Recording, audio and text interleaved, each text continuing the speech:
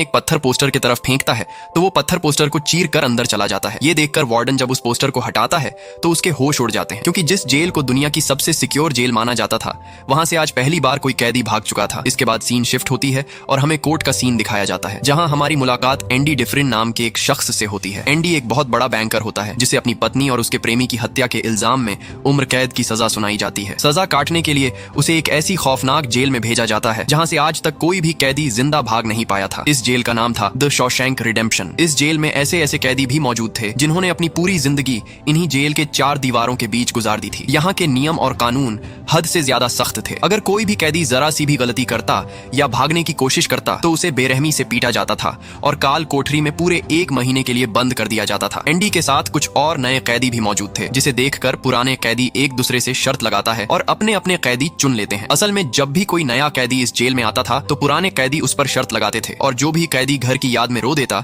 तो उसके ऊपर शर्त लगाने वाले को दूसरे कैदी को सिगरेट का एक पैकेट देना पड़ता था। आज रेड नाम का कैदी एंडी पर दांव लगाता है। उसे लग रहा था कि एंडी बहुत मासूम है और वो पक्का रात को रो देगा। इसी तरह सब पुराने कैदी इन नए कैदियों में से एक एक कैदी को चुन लेते हैं। अब कुछ देर बाद रात हो जाती है और पुराने कैदियों के चिल्लाने की वजह से कुछ नए कैदी सच में रोने लगते हैं, लेकिन एंडी के आंख से एक बूंद भी आंसू नहीं गिरता। अगले दिन हम रेड को देखते हैं, जो शर्त हारने के कारण दूसरे कैदी को सिगरेट का एक पैकेट देता है, क्योंकि एंडी रात भर में एक बार भी नहीं रोया था। एंडी शुरुआत में काफी दिनों तक बिल्कुल खामोश रहता है और किसी से कोई बात नहीं करता। कुछ वक्त बीतने के बाद उसकी मुलाकात उसी रेड नाम के कैदी से होती है। रेड इस जेल का वो बंदा होता है जो बाहर से कोई भी चीज अंदर मंगवा सकता था। उसे इस जेल में रहते हुए पूरे 20 साल गुजर चुके थे। एंडी रेड के पास जाता है और उससे कहता है कि मैंने सुना है तुम बाहर से जेल में कुछ सामान मंगवा सकते हो। तो रेड एंडी को हाँ में जवाब देता है और कहता है मैं बाहर से सामान तो मंगवाता हूँ, लेकिन कोई ऐसी चीज नहीं मंगवाता जो जेल से भागने में काम आए। ये सुनकर एंडी रेड से एक छोटी हथौड़ी और एक एक्ट्रेस का बड़ा सा पोस्टर मंगवाने को कहता है। रेड थोड़ा हैरान होकर एंडी से पूछता है कि क्या तुम इस हथौड़ी से जेल की दीवार तोड़कर सुरंग बनाने का इरादा कर रहे हो। इस पर एंडी कहता है कि जब वो हथौड़ी आएगी तो तुम्हें खुद ब खुद समझ आ जाएगा। यहाँ पर रेड एंडी को जेल के खतरों से आगाह करते हुए कहता है कि वैसे तो मैं किसी को कोई एडवाइस नहीं देता, लेकिन तुम मुझे अच्छे लगे इसलिए मैं तुम्हें बता रहा हूँ। और फिर रेड एंडी को 3 कैदियों की तरफ इशारा करके बताता है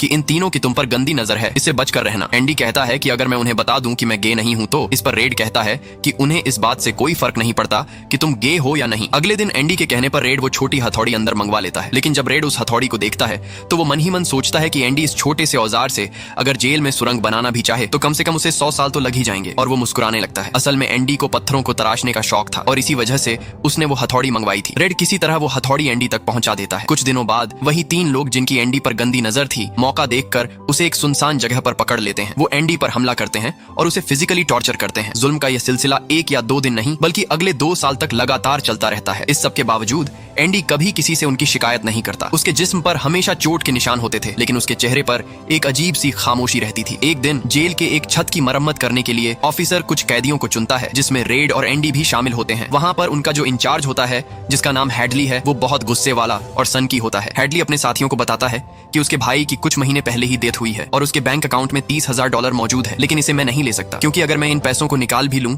तो सारा का सारा पैसा सरकार को टैक्स के रूप में चला जाएगा और मुझे इससे कोई फायदा नहीं होगा। एंडी और उसके साथी भी पास में ही काम करते हुए ये सारी बातें सुन रहे होते हैं। तभी एंडी सीधा हैडली के पास चला जाता है और उससे पूछता है क्या तुम अपनी वाइफ पर यकीन करते हो। ये सुनते ही हैडली का खून खौल उठता है। वो गुस्से में एंडी को पकड़कर छत के बिल्कुल किनारे पर ले जाता है और उसे नीचे फेंकने ही वाला होता है कि एंडी उसे सरकारी कानून के बारे में बताता है। एंडी कहता है कि नियम के हिसाब से कोई भी इंसान अपनी वाइफ को पूरी जिंदगी में $60,000 तक गिफ्ट कर सकता है और उस पैसे पर सरकार 1 रुपया भी टैक्स नहीं ले सकती। एंडी आगे कहता है कि इस काम के लिए बाहर तुम्हें एक वकील की जरूरत पड़ेगी, लेकिन यह काम मैं तुम्हारे लिए बिल्कुल फ्री में कर दूंगा। बस बदले में तुम्हें मेरे इन सभी साथी कैदियों को बियर पिलानी होगी। हैडली को एंडी की यह बात सही लगती है और वो इस डील के लिए राजी हो जाता है। अगले दिन हम देखते हैं कि एंडी के सभी कैदी दोस्त छत पर बैठकर बियर का मजा ले रहे होते हैं, जिसका साफ मतलब था कि एंडी ने हैडली का वो टैक्स वाला काम पूरा कर दिया था और हैडली ने वादा निभाते हुए एंडी के साथियों को बियर पिलाता है। इसके कुछ समय बाद जेल में सभी कैदी फिल्म देख रहे थे। एंडी उस सिनेमा वाले कमरे से कुछ काम के लिए बाहर आता है, लेकिन तभी वही 3 लोग जो लगातार एंडी को शारीरिक रूप से अब्यूज कर रहे थे,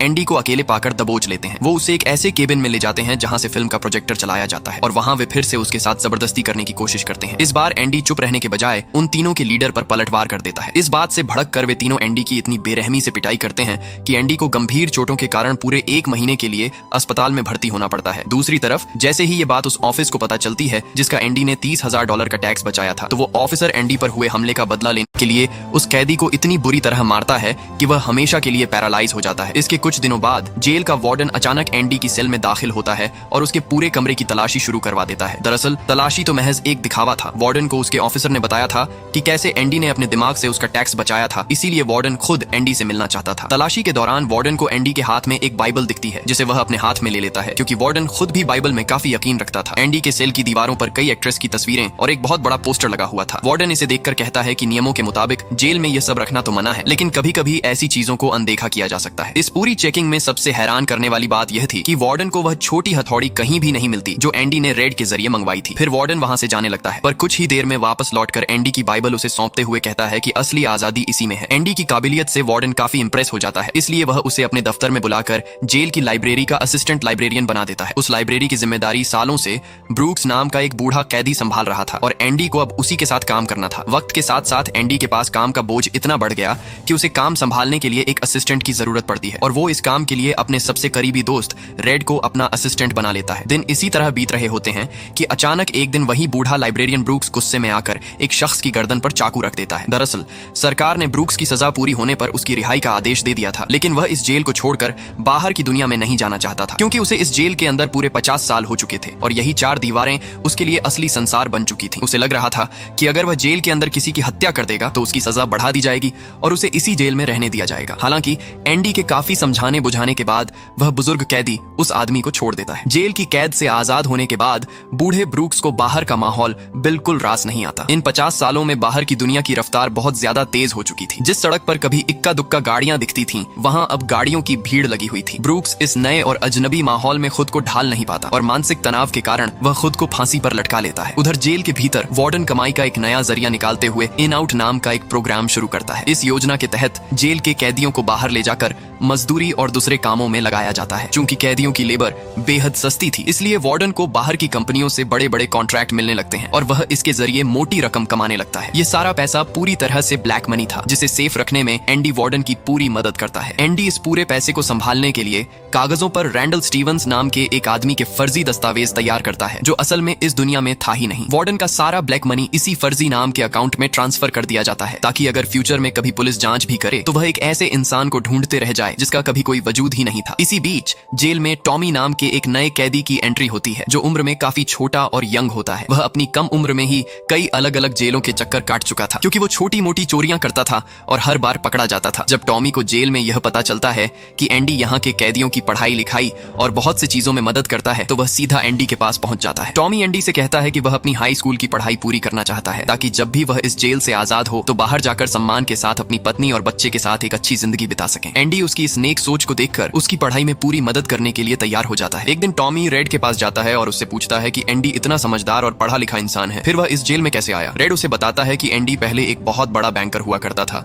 जिसे अपनी पत्नी और उसके प्रेमी की हत्या के जुर्म में यहाँ भेजा गया है। यह बात सुनकर टॉमी बिल्कुल सन्न रह जाता है। फिर हम देखते हैं कि रेड और टॉमी के सामने एंडी भी आ गया था और टॉमी उनके सामने एक बड़ा खुलासा करता है। टॉमी बताता है कि कुछ साल पहले जब वह दूसरी जेल में बंद था तो वहाँ उसकी मुलाकात एक कैदी से हुई थी। उस कैदी ने टॉमी को बताया था कि एक रात वह चोरी के इरादे से एक मकान में घुसा था, लेकिन वहाँ के मकान मालिक की आंख खुल गई। घबराहट में उसने उस आदमी और उसकी पत्नी दोनों को गोली मार दी। बाद में उसे अखबारों से पता चला कि वे दोनों पति पत्नी नहीं बल्कि प्रेमी और प्रेमिका थे और वह महिला एक बहुत बड़े बैंकर की पत्नी थी और जिसके मर्डर के झूठे आरोप में उस निर्दोष बैंकर को जेल भेज दिया गया। ये सुनते ही साफ हो जाता है कि एंडी पूरी तरह बेगुनाह था। इस सच्चाई को जानने के बाद एंडी फौरन वार्डन के पास जाता है और अपनी बेगुनाही का सबूत देता है, लेकिन वार्डन जानबूझकर एंडी की बातों को मानने से इनकार कर देता है, क्योंकि एंडी ही वह शख्स था जो उसके सारे काले धन को व्हाइट मनी में बदल रहा था और वह वार्डन के हर काले राज से वाकिफ भी था। एंडी वार्डन से कहता है कि वह उसके गैर कानूनी पैसों के बारे में किसी को कुछ नहीं बताएगा। यह बात सुनते ही वार्डन गुस्सा हो जाता है और सजा के तौर पर एंडी को पूरे 1 महीने के लिए काल कोठरी में डाल देता है और अपनी काली कमाई के राज को छुपाने के लिए वार्डन उस इकलौते गवाह यानी टॉमी को धोखे से गोली मरवा देता है, जिसकी गवाही से एंडी आजाद हो सकता था। इसके बाद वार्डन काल कोठरी में एंडी के पास जाता है और झूठ बोलता है कि टॉमी ने जेल से भागने की कोशिश की थी, इसलिए गार्ड्स ने उसे मार गिराया। एंडी अच्छी तरह समझ जाता है कि वार्डन झूठ बोल रहा है। वह गुस्से में वार्डन से कह देता है कि आज के बाद वह उसके कोई भी गलत काम में साथ नहीं देगा। इस बगावत को देखकर वार्डन अधिकारियों से कहता है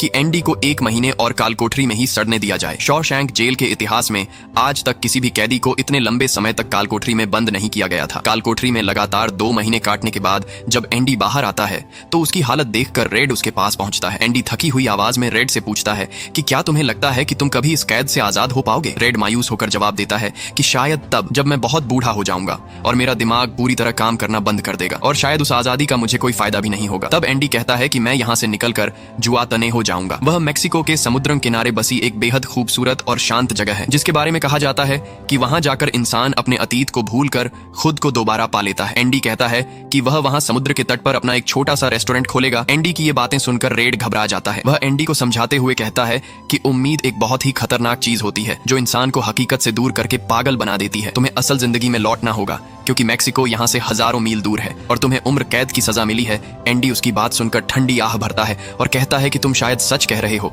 अब मेरे सामने केवल 2 ही रास्ते बचे हैं, या तो मैं जिंदगी की उम्मीद छोड़कर घुट घुट कर मर जाऊं या फिर जीने की तैयारी करूं। वहां से जाने से पहले एंडी रेड को रोककर उससे एक वादा मांगता है। वह कहता है कि तुम मुझसे वचन दो कि जेल से बाहर आने के बाद तुम मेरा एक काम करोगे। रेड हामी भर देता है। एंडी उसे रास्ता समझाते हुए कहता है कि बस्टन के पास एक बहुत बड़ा खुला मैदान है जहाँ एक विशाल पेड़ है। उस पेड़ के ठीक पास पत्थरों की एक पुरानी दीवार है जहाँ एक खास काले रंग का पत्थर लगा हुआ है। अगर तुम कभी यहाँ से निकलो तो उस काले पत्थर के नीचे मैंने कुछ दबा कर रखा है। तुम वहाँ जरूर जाओगे और उस पत्थर के नीचे जो चीज है उसे निकालोगे। रेड हैरानी से पूछता है कि आखिर उस पत्थर के नीचे ऐसा क्या छिपा है जिसके लिए तुम मुझसे वादा ले रहे हो। इस पर एंडी मुस्कुराकर कहता है कि यह जानने के लिए तुम्हें खुद वहां जाना पड़ेगा। ये बात कहने के बाद एंडी हमेशा की तरह वार्डन के दफ्तर का काम निपटाने चला जाता है। वह वार्डन की काली कमाई के सारे कागजात और दस्तावेज एक तिजोरी के अंदर सुरक्षित रख देता है। काम खत्म होने के बाद वार्डन अपने कपड़े और जूते एंडी को देते हुए कहता है कि मेरे कपड़े अच्छे से प्रेस हो जाने चाहिए और जूतों पर ऐसी पॉलिश होनी चाहिए कि वे आईने की तरह चमकें। एंडी उन चीजों को समेटकर चुपचाप अपनी सेल में वापस आ जाता है। उस रात रेड अपनी सेल में बहुत ज्यादा बेचैन और परेशान होता है। एंडी की बातें और उसका बर्ताव देखकर